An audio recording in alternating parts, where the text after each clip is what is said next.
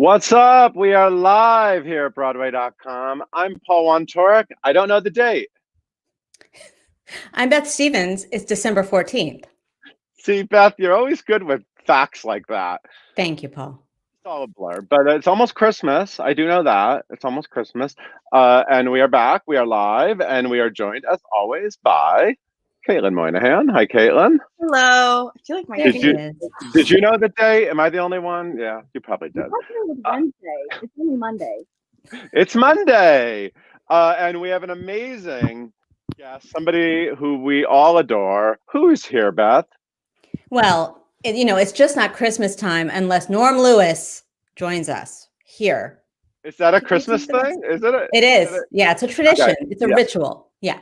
Well, because Norm Lewis traditionally does a fantastic Christmas show, and he's doing it this year, isn't he? That's right, at 54 Below. And of course, he has a wonderful Christmas album, which you can check out any time of the year. Just a little tip for you. Year round. Absolutely. I can't wait to see him. But first, so for these final live episodes of 2020, we're doing some recaps of our year and looking forward and looking back. And one thing that I really wanted to discuss, so many of us have been obviously theaterless. We're home. We can't be in the theater, so we're at home and we're watching a lot of theater events online, but we're also digging into so many streaming services. So many things have amazing things have happened online, and a lot of them have a lot of our favorite people involved, and a lot of theater talents have been getting to show off, including today's guest, have been showing off their talents in TV and films that we've enjoyed online. So I thought it'd be fun if we sort of looked back and recapped our favorite moments. So actually, we'll be bringing Lindsay in. Yes, we are. Lindsay. Hello, everyone. Thank you for joining us. Lindsay, since you're here, why don't you actually go first? What jumped out for you? Awesome. Well, I'm sitting right next to my Christmas tree, which feels very appropriate. I brought my little one that has this reindeer guy on top. Sorry, Beth is still not nailing it with the holiday decorations. I have a star up there. Yeah. There you go. Okay, cool. Awesome. I've got a hat here, which I wish I could express mail to Norm. Okay, cool. So my first pick was Dash and Lily, which is this amazing Netflix show that was actually adapted by Joe Trace. Be More Chill fans, Lightning Thief fans would know him. And it's actually based off this amazing young adult series called Dash and Lily's Book of Dares. And so I don't want to give anything away because it's wonderful. And so I've actually been spending the pandemic up in Hamilton Heights. And so this Christmas is hard because I can't do a lot of my favorite New York City Christmas activities because a lot of those are crowd-based, a lot of those are out in public. So this show is just a gorgeous little smattering of like New York at Christmas settings and rituals. And it stars Austin Abrams and Midori Francis. And Midori Francis is this amazing off-Broadway talent. She was in The Wolves and Usual Girls.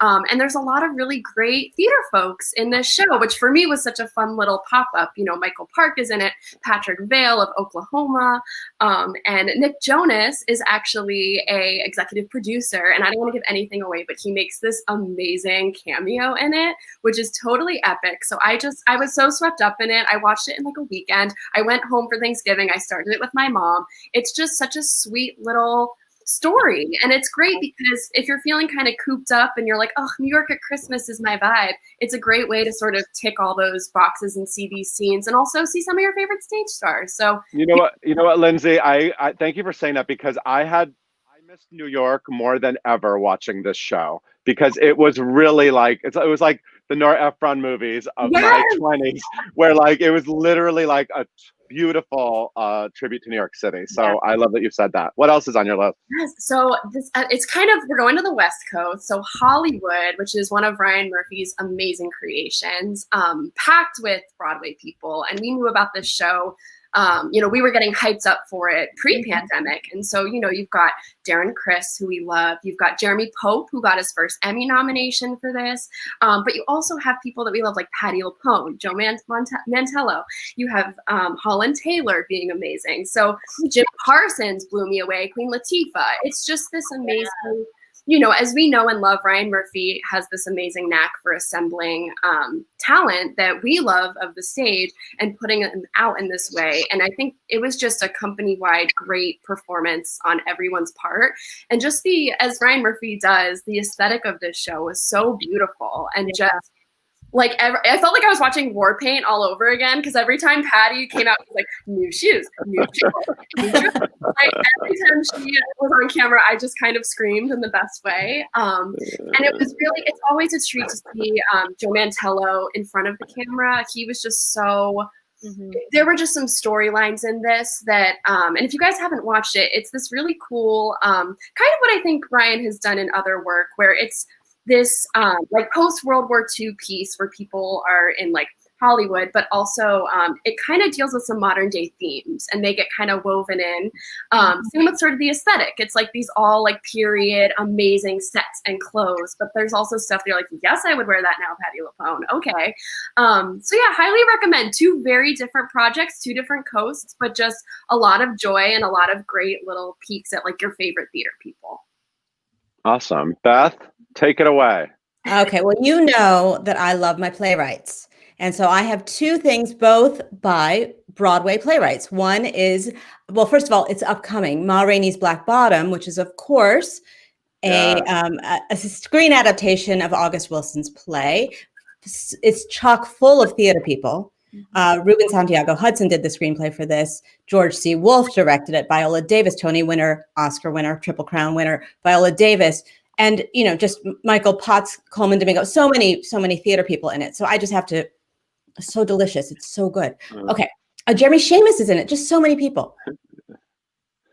But now I'm going to go to another playwright, Peter Morgan, who you may know from The Audience on Broadway, which is, of course, about Queen Elizabeth II, and also got a Tony nomination for Frost Nixon on Broadway. And of course, he's the creator of The Crown, which there's Emma Corrin and Josh O'Connor as Prince Charles and, Lady Di in that one. Look, I'm not a royal watcher normally, but this is so good. And there are so many theater people in this as well. So there is, of course, Olivia Colman, who took over the part of Queen Elizabeth from Claire Foy. But there are so many other theater people in it because Gillian Anderson is in it playing Margaret Thatcher, and she was just on stage as Blanche Dubois. Blanche Dubois, Margaret Thatcher, who knew the range of this woman, right? But also, I want to shout out because I just sort of like watch this and kind of look at Wikipedia at the same time and go, did that happen? What happened? But I had to look up to see who was playing Lord Mountbatten because it looks so much like Lord Mountbatten, and it's Charles Dance. And Charles Dance, there he is, got his start with the Royal Shakespeare Company and is a very accomplished stage actor. So it's just, you're in that world. If you're homesick for New York City, I was a little homesick for London. Not that I ever lived at Buckingham Palace, but who knows? I've been outside of it. I walk by it. It's all good. So anyway, it's very engrossing. And also a really fun and really true nod to Phantom of the Opera is in season 4 that everybody has to see to believe because it really happened. That you have to look up because that is true. Yeah, and a moving out reference, maybe. Yeah, maybe that's right. Princess Diana loved her pop music. She did. It's fun. It's fun to just go into that world and go into that time period as well. Yeah. Awesome. All right, go for it, Caitlin. Okay, so this show actually started pre-pandemic, but it ended during the pandemic, during quarantine. So I kind of binged it all. But it's Zoe's Extraordinary Playlist, which is just the most. It's like, I hate to say this because I don't want to compare, but I think it's like similar to Glee, where we get a lot of just people just standing up and dancing and singing and like full out numbers. We have Skylar Astin in it. We have Peter Gallagher in it. We have Alex Newell in it, who we all love from Once on This Island. And it is just so fun. And Austin Weinsberg is the creator and writer of it. And he wrote First Date, that was starred Zachary and Krista Rodriguez on Broadway for its sadly short run. But I love the Broadway connection we have with him. And it's just so fun. And Stephanie Styles was in the first few episodes too from Kiss Me Kate. So it is just so fun. I loved getting to just see like fully staged theater numbers, and I feel like you could tell that there was Broadway actors and a lot of ensemble members got to be in the background as well. And I think sometimes when shows have like singing numbers, they're fun, they're awesome, but I like when you can tell that like Broadway minds were there because it feels really fully staged and fully thought out. And it was just so fun. It's just a nice little escape. And the main character, Zoe, she like hits her head and suddenly she can see everybody's thoughts and feelings through song. And that's the main premise of it. We're getting a season 2. Season 2 starts January 5th. So you guys have a few weeks to watch all of the first season to be caught up because it's amazing. Chef's kiss.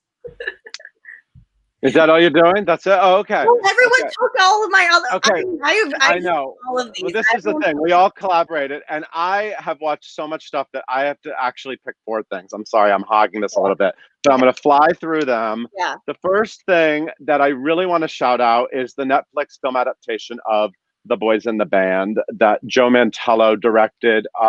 You know, I've had an interesting history with this play since first discovering it.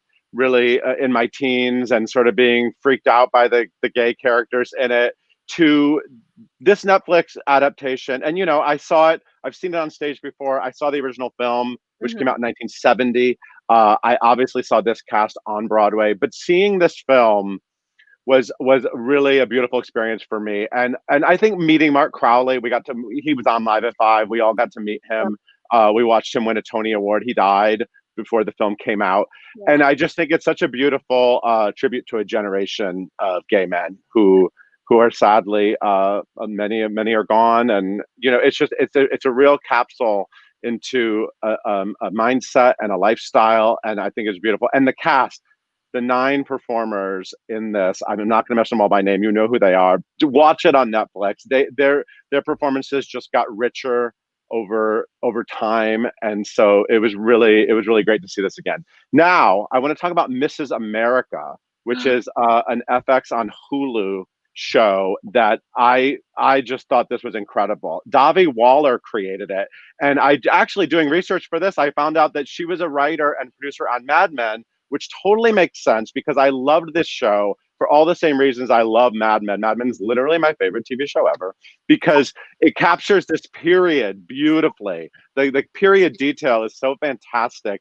and tells the story of these women. It's all about ratifying the Equal Rights Amendment or attempting to in the 1970s. But it was a learning lesson for me. You know, I wish we learned these things more in school. I wish I learned about the gay men of Boys in the Band before having to, you know, follow. You know, I really love TV that teaches me. And I didn't even know who Phyllis Schlafly was. Yeah. Kate Blanchett plays her. She's of course a theater vet. And she was a conservative activist fighting against the ERA. And there's so many amazing women in it. I wrote them down so I don't forget. Rose Byrne, Uzo Aduba, Ari Grainer, Margot Martindale, Sarah Paulson. Many of them are playing real women from this period. So again, it's kind of like The Crown, where you could start Googling and finding out the real facts behind. They're recreating a lot of history. And there's a lot of amazing cameos by theater actors, including Mr. Norm Lewis.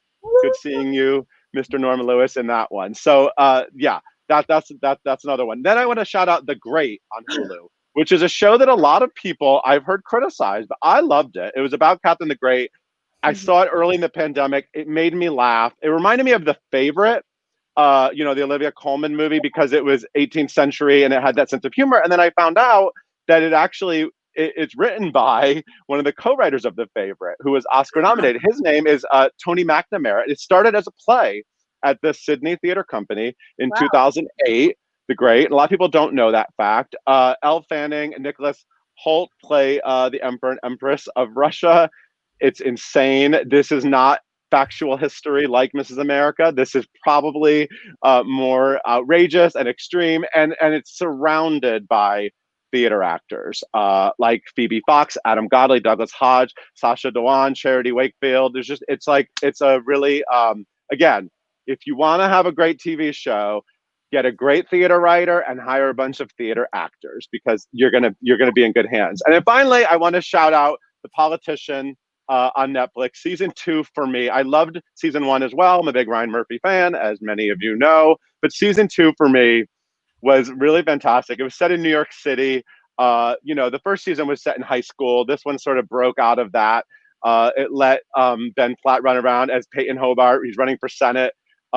Insanity. But what really made it, I mean, again, a lot of Tony winners. He's a Tony winner, but also joined by Bette Midler and Judith Light, who brought me I fell in love with Bette Midler with those crazy 1980s comedies she made, like Outrageous Fortune with Shelley Long and Ruthless People. And this to me was a great nod to that Bette Midler and just a ridiculous, over-the-top, fun performance. I highly recommend you watching The Politician. And of course, there will be a season 3 coming. So I can't wait to see where Peyton goes next. So anyway, those are my picks. If you need something to watch, it was a lot, and we have an amazing guest to get to. So I think we've spoken enough.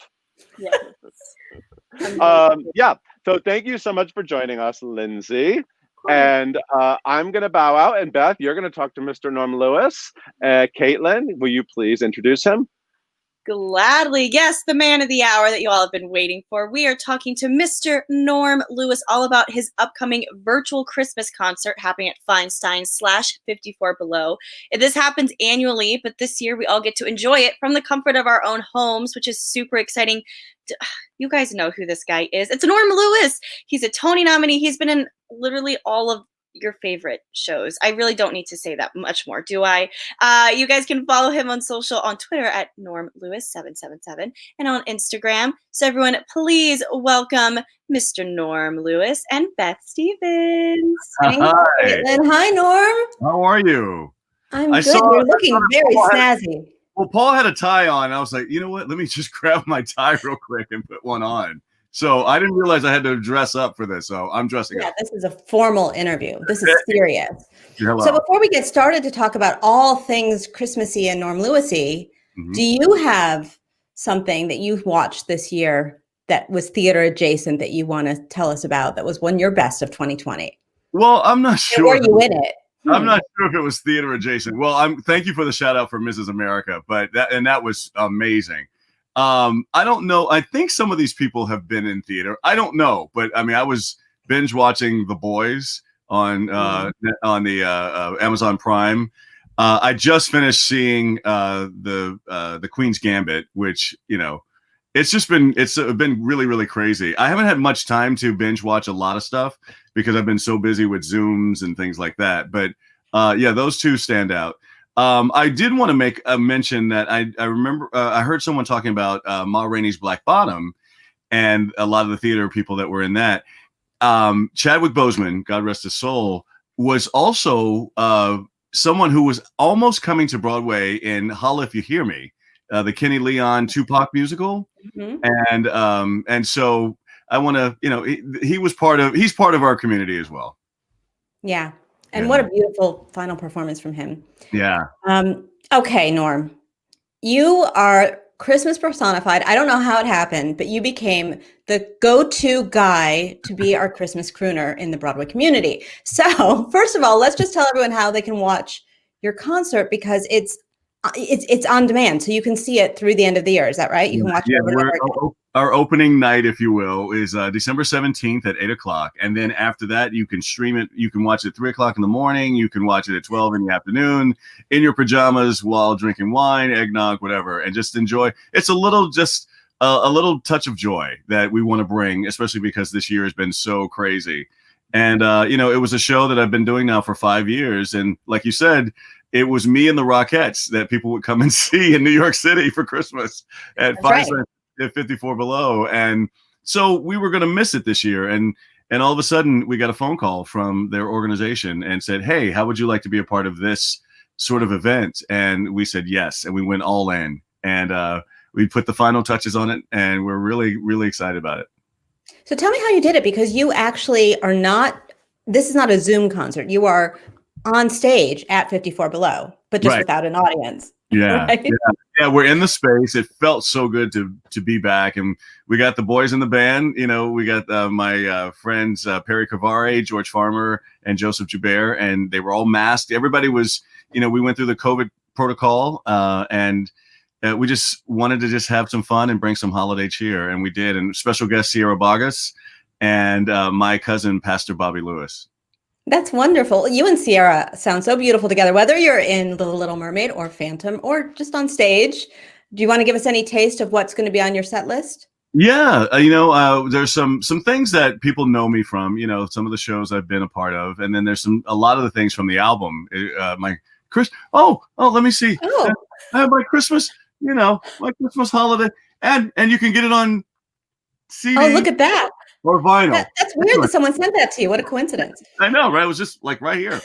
So a lot of the stuff is from there. And then there's a few new things. There's a song, one of my favorite songs is called Be Aware that Burt Bacharach wrote and Hal David. And so I am very excited about telling this story. And then we're going to do Sierra and I are going to do a song that Cy Coleman wrote from his show, I Love My Wife. So it's going to be fun.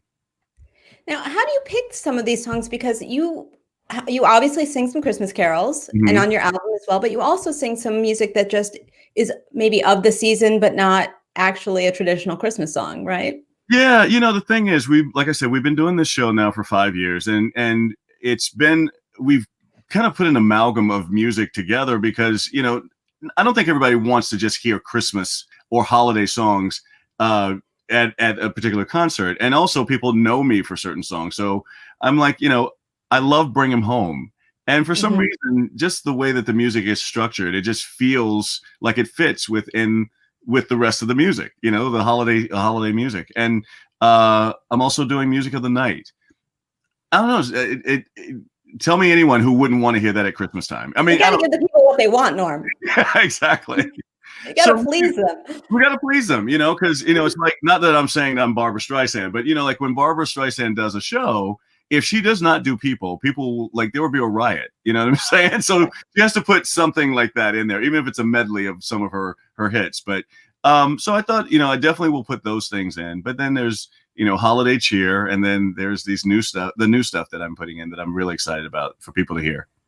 Okay, since it's Christmas time, and since you are Mr. Christmas, Father Christmas, if you will, sure. I want to ask you some questions about your own rituals. So first of all, take me back to young and Norm, back when you were smaller, and Florida. That's where you grew up, right? Yeah, what were some of your holiday traditions in your family? What was something you had to eat? Okay. What was something you did on Christmas morning? Just give me a few ideas of what that was like for you. Well, I don't know if this was an abuse of being a child or not, but I didn't realize that, the secret to Christmas, I didn't find that out until 10 o'clock. I mean, till age 10. I love that we're not giving anything away here in case you're a child watching. If you know what I'm talking about as far as the secret to Christmas. But our tradition was, we got up and we put our decorations up. We never had a real tree growing up. We had a tree that we bought that we put up every year, and it was silver.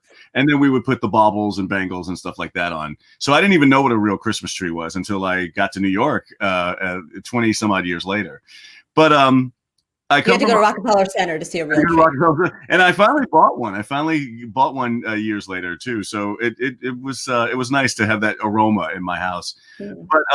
But yeah, we would I had to go to bed really early. If I did not go to bed, my older brother would say, "Listen, Santa Claus will put pepper in your eye if you don't go to bed now." I don't know. It was because I was so excited because I wanted to wait up for him.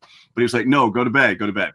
I'm the youngest of three, so I was most excited, obviously. We did all the traditional things. And as far as food, it was kind of that same thing that you would see everyone else having: a turkey, a ham, sweet potato pie, collard greens, macaroni and cheese, those kinds of things. So I was very excited about the food as well.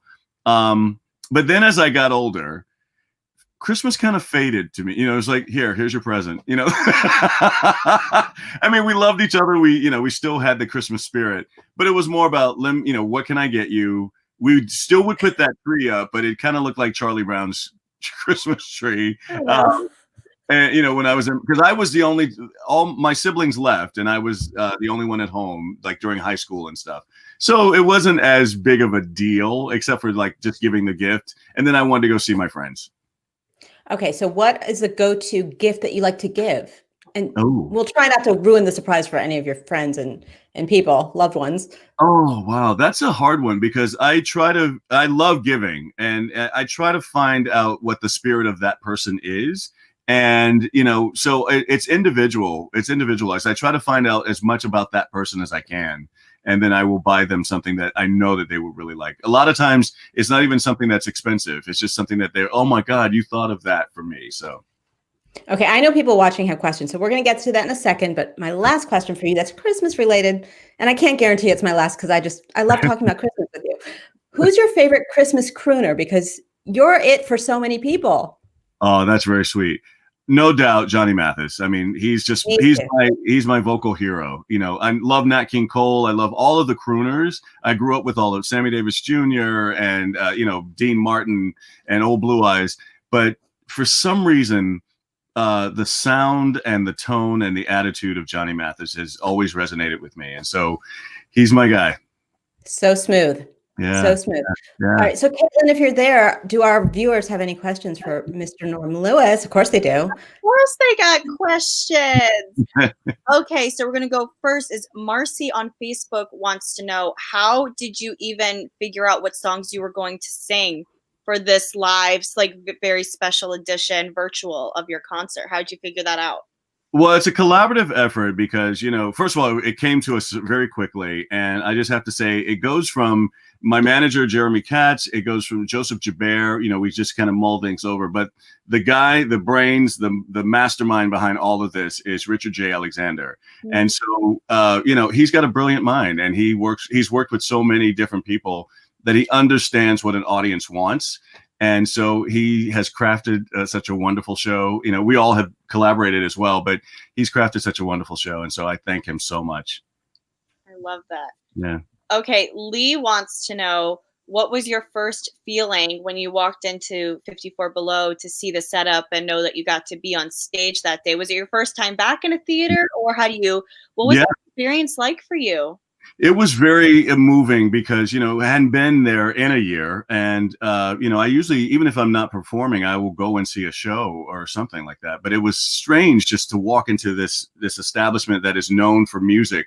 Even when it's silent, it's known for music. And so I finally got in and, I saw the guys in the band. I saw a lot of the staff members, and it was just like seeing family again. It was a big family reunion. So, and that's what you will see in our show, because I never call it a concert. I never call it a show or a cabaret. It's a party. And so that's kind of what we did. We just had a party. Amazing. Oh, Kat on YouTube wants to know, what is your favorite part of your Christmas party? Oh God, I would say the drink. There's a cocktail that's made in my honor every year, so I love drinking that drink while I'm on stage. What's the recipe, please? Oh yeah, we have the recipe. We're gonna put that on Instagram, and so I think it'll be out today on my Instagram, and I think 54 Below will probably release it as well. But it's called the Nutcracker Cooler. Yes. So we can make it at home while we watch and feel like we're really there with you. Oh, I love that. Absolutely. You definitely participate. I love it. Oh, Linda wants to know, on Facebook wants to know, do you have a favorite Christmas/holiday movie? Ooh, wow. That goes, wow. Ooh, that's a great one. I love those claymation ones, like, the Little Drummer Boy. And also Rudolph the Red-Nosed Reindeer, where they're, moving like this. Those have always been kind of my favorite. But I grew up with Frosty the Snowman and the Charlie Brown and the Grinch. In fact, the Grinch was on, I think, last night. And I didn't get a chance to see it. I just saw the beginning. I was like, oh man, but I had to go to a Zoom. But yeah, those anything holiday related. I even love what's the one where he dies and the angel takes him around? What's the one? Oh God. It's the black and white, Jimmy Stewart. Wonderful Life. It's Wonderful Life. I'm losing my mind. But yeah, even that one, sometimes I'll just stop and I'll just watch that, White Christmas, White Christmas. Yeah. Mm-hmm. Those are tear jerkers though. Yeah. Norm, we're not seeing any Christmas decorations behiund you. Do you decorate your home? There's some over here and there's some in this area here, but this is like my area where I do my Zooming, It's okay, you're wearing a tie, so it's fine. It's fine. And the wonderful thing about this is what another thing that we were thinking about is these. If you don't have a gift to send to someone, across the country, you can say, "Hey, I just bought you the Norm Lewis Christmas. Christmas time is here." It's like a last minute thing. You can do it on Christmas Eve. You can do it after Christmas. Where it's going to be streaming until December 31st. So it's one of those things that you can just share this with a lot of people. Say, "Look, I just bought you the Norm Lewis Christmas show." Give the gift of Norm. Yeah, the gift of Norm. Yeah.